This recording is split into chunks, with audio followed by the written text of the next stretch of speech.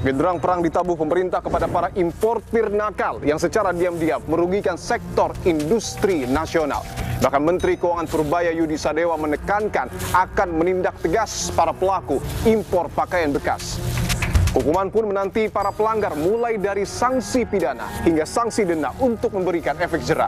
Lalu bagaimana sesungguhnya modus operandi importir pakaian bekas ilegal hingga mampu lolos dan mengelabui pengawasan negara? Dan sejauh mana praktik ilegal ini mempengaruhi bisnis industri konveksi? Inilah episode ke-48 di Poin Investigasi. Saya Dipo Turbagia. Saya akan menelusuri dan mencari bukti secara langsung dan membongkar balpres pakaian bekas impor ilegal.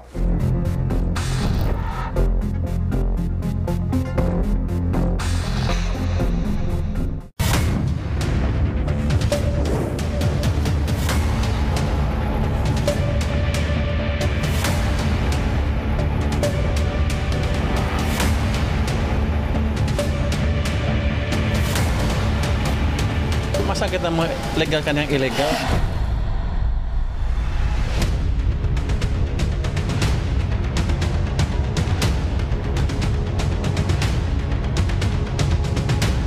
Ini salah satu balpres ya, yang berisi baju impor bekas ilegal.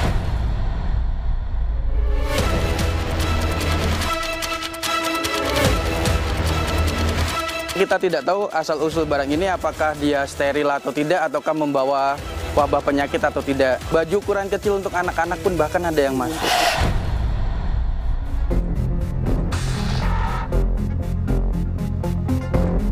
Nggak cuman pakaian jadi. Ya. Ada aksesoris juga. Ada aksesoris.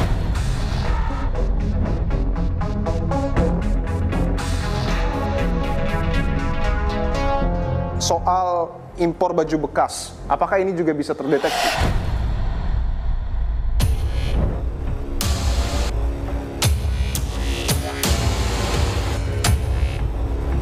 Ini kontainer impor semua, ini mereka mendapatkan jalur merah, mayoritas dari Cina. Mayoritas dari Cina.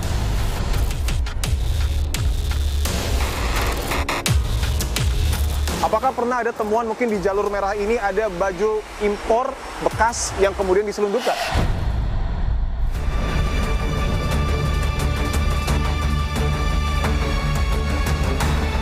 Baju bekas ini kan selalu disudutkan sebagai yang membunuh UMKM katanya kan. Kita nggak akan melawan pemerintah, enggak lah. Kalau ditanya mau bayar pajak, 1000% kita siap.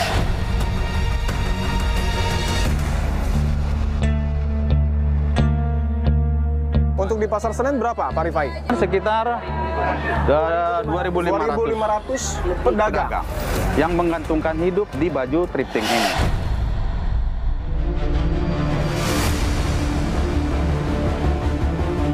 Orang beralih kepada fashion yang lebih murah, yaitu barang-barang thrifting ini. Sehingga lonjakan dari 2020 sampai dengan 2023 kalau data ini begitu ya, itu terus naik.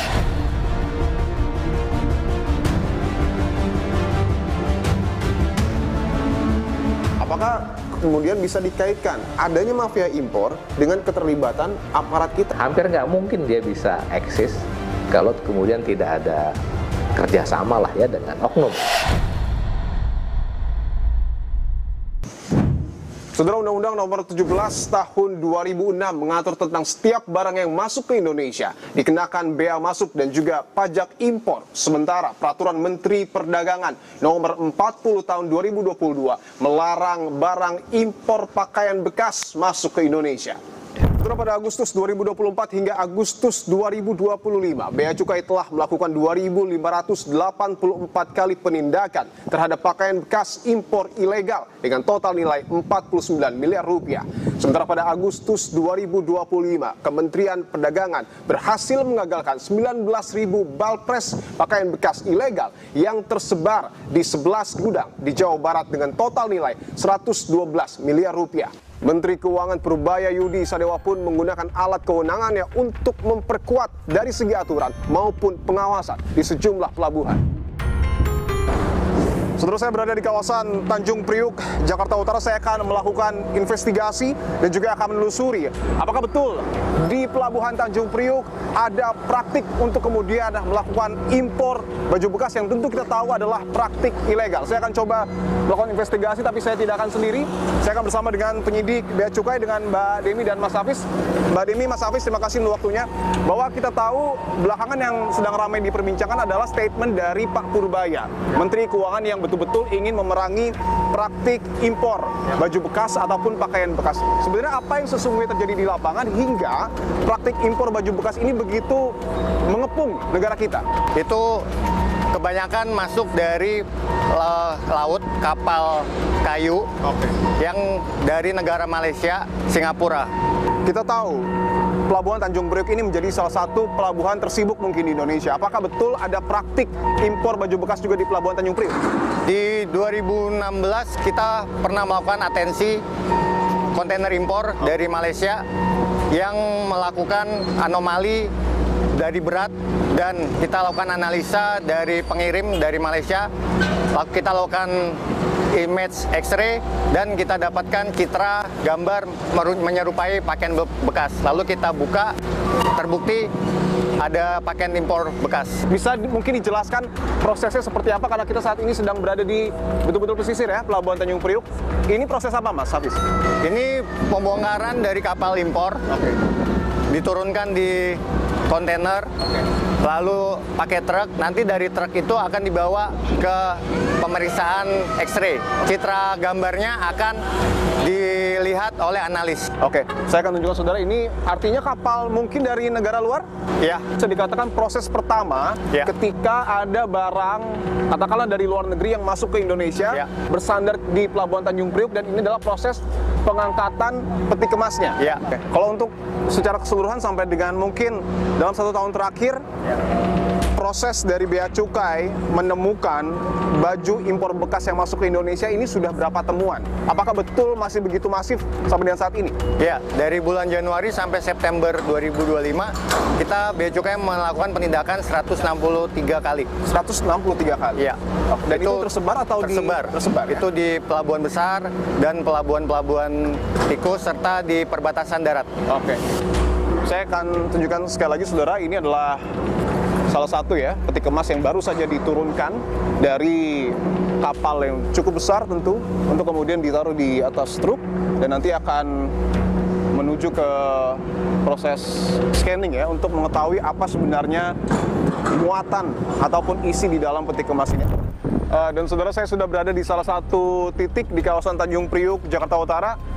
Mas Hafiz, ini bisa dijelaskan, ini scan yang kemudian tadi dijelaskan sama Mas Hafiz ya? Ya, betul. Prosesnya bagaimana Mas ini, Mas? Ya, jadi dari awal tadi penurunan kontainer dari kapal impor akan dibawa ke tempat scan. Oke. Nanti apabila akan diperiksa jalur fisik, periksa fisik, lalu akan dibawa ke di sini. Artinya semua peti kemas yang kemudian tadi sudah kita lihat diturunkan, harus melalui G-scan ini dulu? Ya.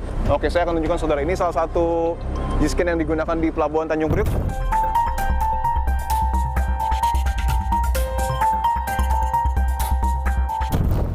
Saudara, saya berada di X-ray control room untuk kemudian betul-betul melihat seperti apa proses pemeriksaan dari peti kemas yang masuk ke Tanjung Priuk.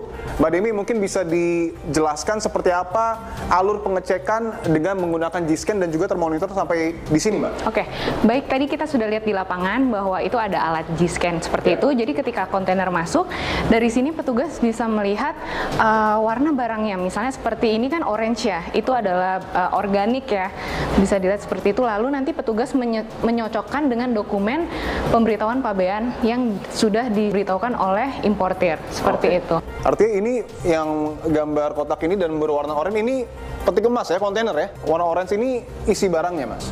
Iya. Oh, oke. Dan dokumennya diperiksa di sebelahnya ya, monitor sebelahnya ya. Ketika misalnya ada hal yang tidak sesuai atau hal yang mencurigakan termonitor dari sini, apa yang kemudian harus dilakukan, Mas? Kami menandai gambarnya dan menyampaikan kepada pemeriksa di lapangan. Jadi nanti pemeriksa yang membuktikan terhadap barang yang dicurigai yang anomali tersebut. Sejauh ini Mbak Demi mungkin pernah ada temuan dari barang impor ilegal yang kemudian terdeteksi dari G-scan ini? Bisa, misalnya contoh dia memberitahukan barangnya satu jenis, tapi setelah di G-scan terlihat misalnya ada terlihat perbedaan warna-warnanya, berarti kan itu tidak satu jenis. Soal impor baju bekas, apakah ini juga bisa terdeteksi? Dia biasanya dengan mencampur barang lainnya. Jadi barang yang diberitahukan itu ada, tapi di bagian lainnya dia menyembunyikan. Itu berupa bal-balan dan itu bisa terlihat di image X-ray. Jadi bentuk X-ray image yang bal press itu akan terlihat seperti kain-kain bal yang dipres-pres itu. Itu kita punya database yang teman-teman dari analis ini sudah bisa mengidentifikasi. Ketika ada hal mencurigakan ataupun hal yang tidak sesuai dengan aturan, kontainer ini diarahkan ke wilayah pemeriksaan fisik. Nanti akan dihubungi yang pemeriksa, yang bagian kuasa, yang pengimpornya akan kita hubungi, akan dilakukan pemeriksaan fisik. Dan itu yang disebut dengan jalur merah. Ya. Dan akan dibuka peti kemasnya. Ya. Oke.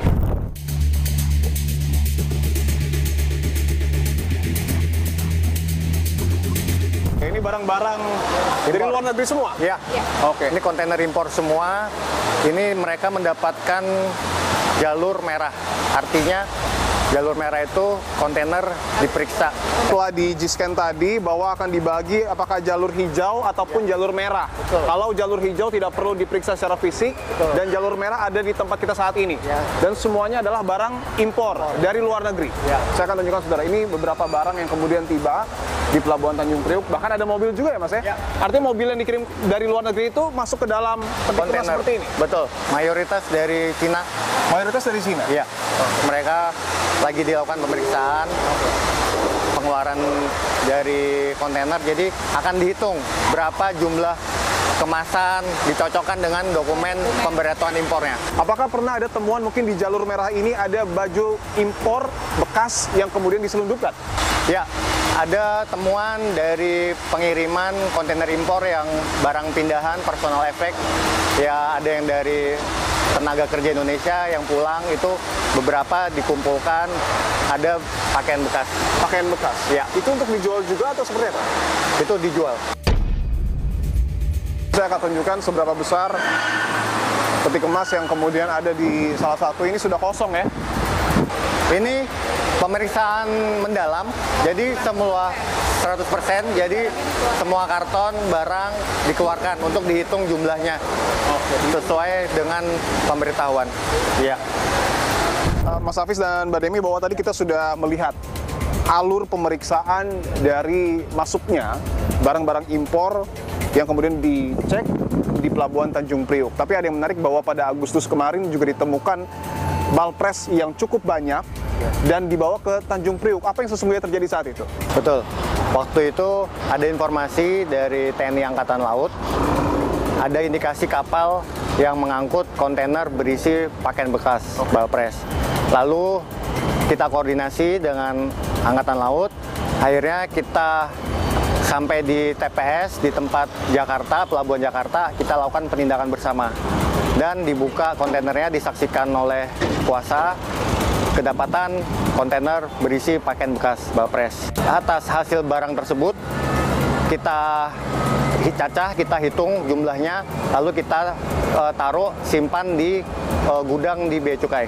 Gudang di Bea Cukai. Ya. Lokasi di? Lokasi ada terbesar di Cikarang. Di Cikarang. Tempat penimbunan pabean di Cikarang, lalu akan dilakukan pemusnahan.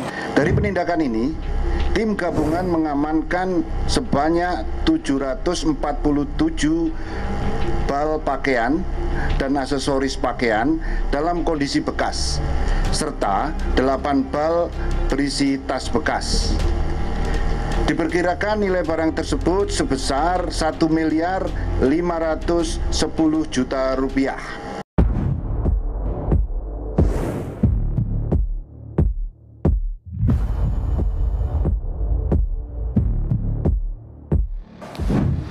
Saudara, saya tiba di kawasan Cikarang, tepatnya di tempat penimbunan pabean, bea dan cukai. Saya akan melihat secara langsung seperti apa wujud dari pakaian bekas impor yang kemudian sudah disita oleh pemerintah. Tapi saya tidak akan sendiri, saya akan bersama dengan penyidik bea cukai, dengan Mas Baik dan Mas Lux. Mas Baik dan Mas Lux, terima kasih untuk waktunya. Saya izin konfirmasi Mas, sebelumnya saya sudah ke tempat penimbunan sementara. Di situ adalah pengecekan pertama untuk tempat penimbunan pabean. Fungsinya apa? Setelah barang tersebut ditegah, lalu dilakukan penelitian, status barang akan dinaikkan menjadi barang dikuasai negara. Waktu barang sudah dinaikkan statusnya, maka barang tersebut dipindahkan dari tempat penimbunan sementara ke tempat penimbunan pabean. Ada di dalam? Ada di dalam. Boleh saya izin lihat? Boleh. Oke, silakan Mas. Kita akan coba masuk ke dalam ya. Saya konfirmasi, ini seluruhnya pakaian bekas atau apa? Oh enggak Mas. Oh tidak ya? Tidak semuanya pakaian bekas. Di sini kebetulan disimpan ada 14 kontainer yang berisi pakaian bekas. Dari 14 tersebut atau totalnya itu ada 3.791 bal. Oke, bal press ya? Bal press, 3.000 ya. lebih bal press, oke. Betul. Dan itu 7 kontainer sudah kami serah terimakan ke Bareskrim untuk penulisannya. Bisa dilihat. Ini salah satunya? Salah satunya ini ada yang di atas ini. Oke, saya tunjukkan saudara, ini salah satu bal press ya? Ya, betul. Yang berisi baju impor bekas ilegal dan sudah diamankan oleh pihak Bea Cukai. Betul. Ini yang didapat dari mana, Mas? Ini kita tegah, waktu itu dapat informasi dari Bea Cukai Kanwil Kalbakbar, Kalimantan bagian Barat. Tanggal 16 Juli Itu adalah tanggal 2025. Itu tanggal penetapan sebagai BDN-nya. Sebagai Barang dikuasai negara. barang dikuasai negara, jumlahnya 266 bal press ya? Betul. Oke, saya ingin konfirmasi, artinya 266 bal press ini diangkut menggunakan kapal lokal. Mereka memesan kontainer yang biasa memuat logistik antar pulau. Oke. Dengan uraian sebagai general cargo. Oke. Jadi mereka nggak bilang bahwa barang itu tidak dideklar sebagai pakaian bekas ataupun bal press. Masuknya melalui pelabuhan tikus kah atau pelabuhan besar? Kalau untuk pemasukan yang dari luar negerinya, itu biasanya melalui pelabuhan tikus di jalur laut, seperti paling banyak itu di pesisir timur, pesisir timur Sumatera, itu banyak modusnya seperti itu. Atau juga bisa melalui jalur tikus, jalur darat. Di mana perbatasan kita dengan Malaysia di Kalimantan itu, di mana kan perbatasannya sungguh panjang dan luas. Di situ banyak sekali jalur tikus yang sering sudah kita jaga, mereka buka jalur baru. Nah, dari situlah rembes barang-barang tersebut diselundupkan. Artinya ketika pakaian bekas ini masih berada di luar negeri, ingin masuk ke Indonesia itu melalui jalur-jalur tikus, tetapi ketika sudah lolos ini berpotensi melalui pelabuhan besar. Ya. Oke, baik. Kita boleh lihat ke dalam ya, Mas? Oke. Baju ukuran kecil untuk anak-anak pun bahkan ada yang masuk. Ukuran bayi mungkin, Mas? Iya, mungkin usia di bawah 1 tahun atau 1 tahun.